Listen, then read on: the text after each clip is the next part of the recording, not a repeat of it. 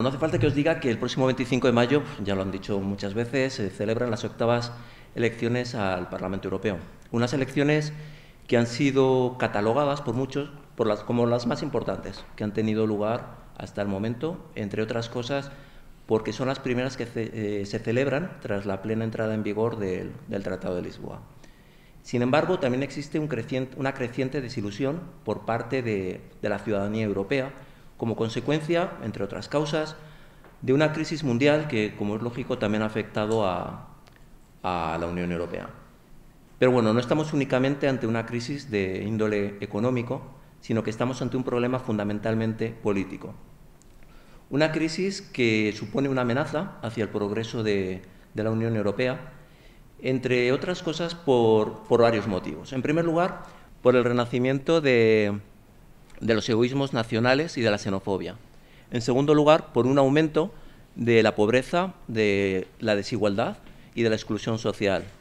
Y en tercer lugar, por el pobre funcionamiento de las instituciones europeas, que se han visto sustituidas en buena parte por los gobiernos nacionales de los propios Estados miembros a través del Consejo Europeo y del Eurogrupo.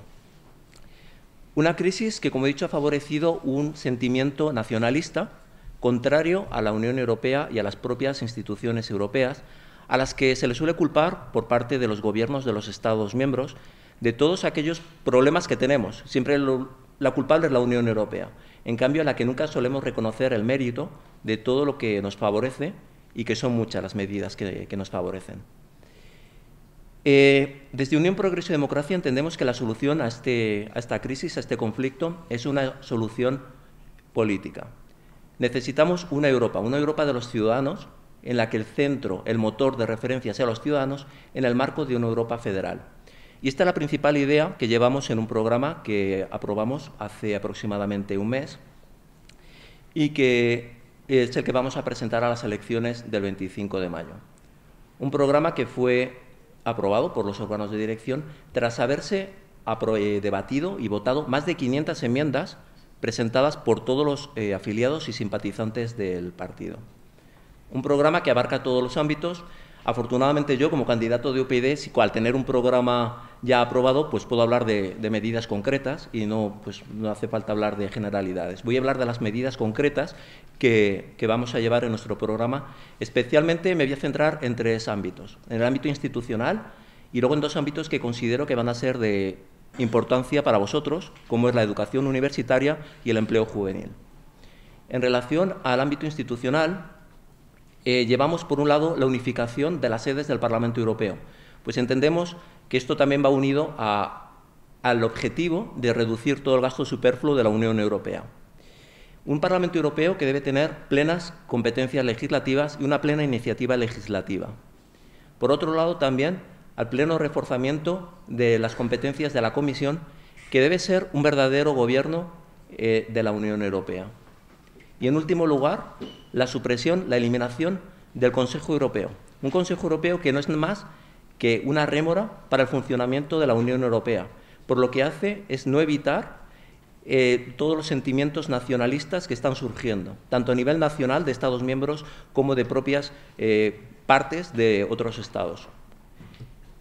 Un Consejo Europeo que debe ser suprimido porque entendemos que ya los intereses de la Unión Europea de los Estados miembros están suficientemente representados por el Consejo de la Unión Europea y, por lo tanto, el Consejo Europeo es innecesario.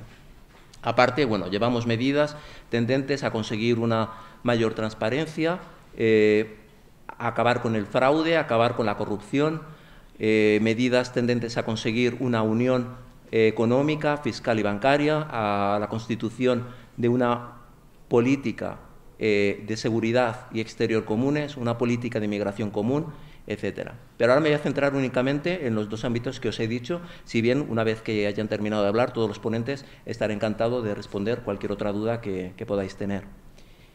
En relación a la educación universitaria, entendemos que el aumento del nivel de la educación va a contribuir, por un lado, a reducir el tiempo de búsqueda de empleo y también a mejorar las expectativas salariales de los jóvenes. Reconocemos la labor que ha venido realizando la Unión Europea con vistas a crear un espacio europeo de educación superior que facilita, por un lado, el intercambio de estudiantes de los distintos Estados miembros a través del programa Erasmus y también a la promoción de programas de intercambio, tanto, como he dicho, intercambio académico como de investigación. Entendemos que esta es la línea que hay que seguir, hay que continuar con esta línea, pero hay que reforzar. Hay que dotar de mayores recursos recursos europeos al programa Erasmus y controlar la ejecución para evitar que se convierta en un recorte encubierto tanto del número de becas como de su cuantía.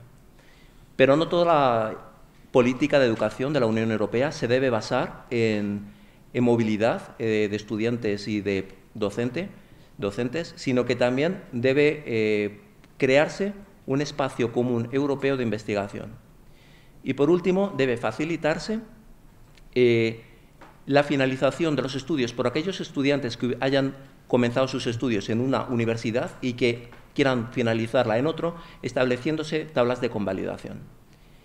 En lo que respecta al empleo juvenil, el futuro de Europa sois vosotros. El futuro de Europa son los 94 millones de jóvenes entre 15 y 29 años, de los cuales únicamente trabaja en el año 2011 únicamente trabajaba el 34% con un desempleo del 21%, teniendo en cuenta que en esta cifra del 21% no están incluidos los estudiantes, puesto que los estudiantes no se consideran población activa. Esta desvinculación de los jóvenes con respecto al mercado laboral supuso una pérdida en el año 2011 cifrada en 153.000 millones de euros, lo que supone un 1,2% del PIB de la Unión Europea. Por ello son necesarias medidas europeas tendentes a promover el empleo juvenil, a aumentar la educación de los denominados NINI y también a fomentar su incorporación al mercado laboral. Entendemos que todas las políticas laborales son complicadas por el hecho de que son políticas nacionales y que la participación de la Unión Europea se limita a la formulación de recomendaciones y de propuestas genéricas de políticas, propuestas genéricas o obligaciones genéricas que los Estados miembros deben encargarse de concretar. Sin embargo, entendemos que debe incentivarse o debe, mejor dicho, realizarse un seguimiento y una evaluación continua de estas políticas nacionales, debe incentivarse la contratación indefinida sobre la temporal, otorgándose únicamente ayudas europeas a aquellos programas que tengan como finalidad la creación de empleos estable, de calidad y sostenible, mediante la aprobación de un programa de empleo sostenible.